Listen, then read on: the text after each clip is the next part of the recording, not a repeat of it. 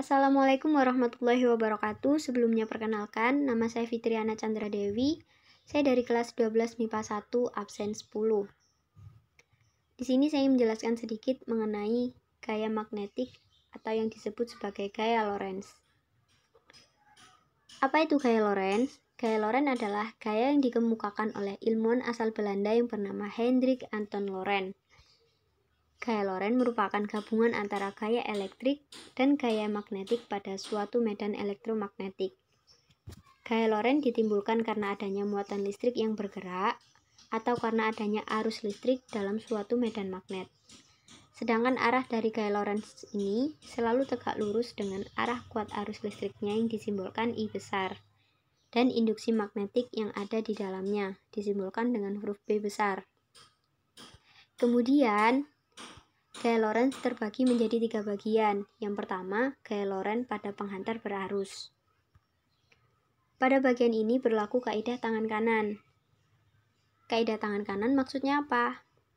Oke, perhatikan gambar ini. Dalam gambar ini terlihat bahwa ibu jari kita berlaku sebagai I. I adalah arah arus listrik. Kemudian 4 jari kita yang lainnya berlaku sebagai B atau arah medan magnet. Dan telapak tangan kita adalah F, yaitu arah dari gaya Lorentz.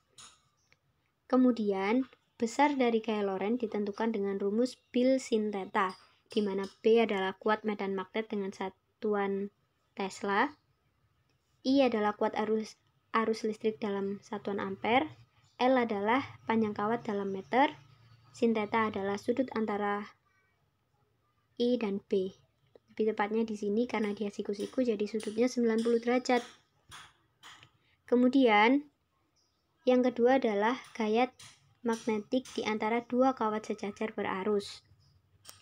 Jika ada dua kawat saling sejajar dipasang saling berdekatan, ternyata kedua kawat akan saling tarik-menarik jika dialiri oleh arus yang searah, dan akan saling tolak-menolak jika dialiri arus yang berlawanan arah.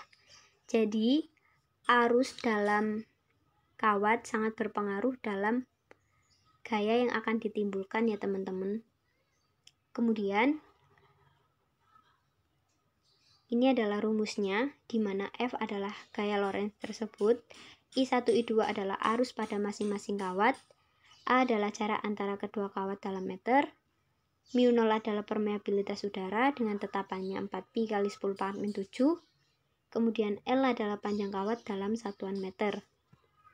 Kemudian ada contoh soal yang berkaitan dengan gaya Lorentz dari latihan siswa halaman 32 nomor 5 yang berbunyi 3 kawat panjang lurus dan sejajar masing-masing dialiri arus I1 15 ampere, I2 20 ampere, I3 30 ampere. Pertanyaannya adalah hitunglah gaya Lorentz yang dialiri arus listrik 20 ampere sepanjang 50 cm jika ketiga kawat masing-masing berpisah 10 cm. Karena dia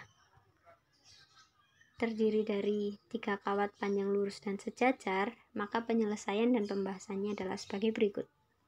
Check it out.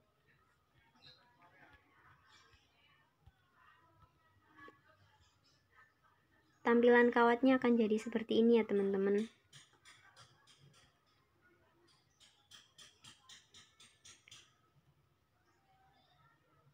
Karena terdapat 3 buah kawat lurus sejajar, maka rumus yang akan kita gunakan adalah rumus pada bagian gaya Lorentz yang kedua. Ini sudah terpisah 10 cm, masing-masing 10 cm, dan yang ditanyakan adalah F pada I2. Maka kita lihat arah arus dari I2 ke atas, I1 juga ke atas. Karena arah arusnya sama-sama ke atas, jadi kawat 2 dan kawat 1 timbul gaya tarik-menarik. Sehingga gaya Lorentz yang timbul adalah I2 tertarik menuju I1 hingga kita bisa anggap menjadi F21. Kemudian Ini arahnya ke kiri ya, karena saling tarik-menarik. Kemudian untuk I2 dan I3, karena dia arusnya berlawanan, I2 ke atas, I3 ke bawah, berarti gaya Lorentz yang timbul adalah tolak-menolak. Ini ke sini, ini ke sini, karena dia tolak-menolak. Yang membuat kawat 2 menolak kawat 3, berarti arah arusnya ke sini.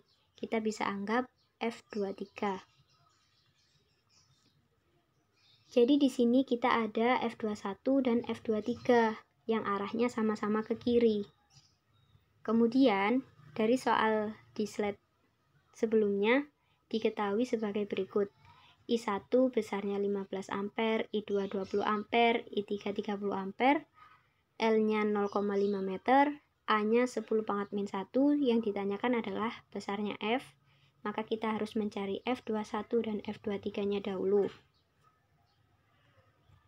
Kemudian, penyelesaian dan pembahasannya, kita bisa gunakan rumus mu0 dikali I2 kali I1 dikali L per 2pi kali A, di mana mu0-nya adalah tetapannya 4pi kali 10 pangkat min 7 dikali 20 dikali 15 dikali 0,5 per 2pi, A-nya 10 pangkat min 1, tinggal kita kalikan. Ini bisa dicoret dengan ini, 4 dengan 2, 2-nya habis, 4 yang di sini sisa 2, kemudian 2 yang di sini bisa kita kalikan dengan 0,5, hasilnya 1, kemudian 20 dikali 15 dikali 1 hasilnya 300, sisa 300 dikali 10 pangkat min 7 per 10 pangkat min 1. Kemudian 300 dikali 10 pangkat min 7 hasilnya 3 kali 10 pangkat min 5. Karena ini per 10 pangkat min 1, jika ini naik, min yang di sini menjadi hilang menjadi 10 pangkat 1. Sehingga F21 hasilnya 3 kali 10 pangkat min 4. Kemudian kita cari F23. Rumusnya sama ya teman-teman, tinggal kita masukkan. 4pi kali 10 pangkat min 7, I2-nya 20, I3-nya 30, L-nya 0,5, 2pi dikali A, A-nya 10 pangkat min 1, tinggal kita coret ini juga.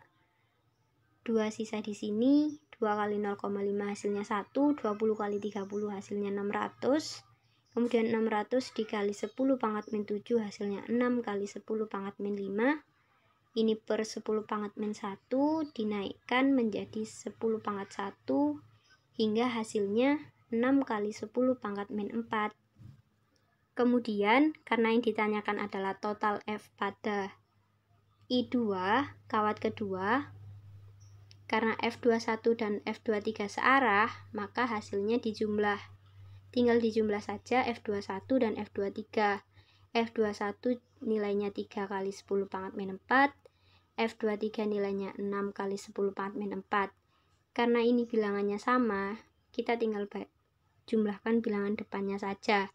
3 tambah 6 hasilnya 9, jadi hasil akhirnya adalah 9 kali 10 pangkat min 4 Newton per meter. Jadi kesimpulannya, besarnya F pada I2 atau kawat kedua adalah 9 kali 10 pangkat min 4 Newton per meter. Sekian pembahasan dari saya, kurang lebihnya saya mohon maaf. Wassalamualaikum warahmatullahi wabarakatuh.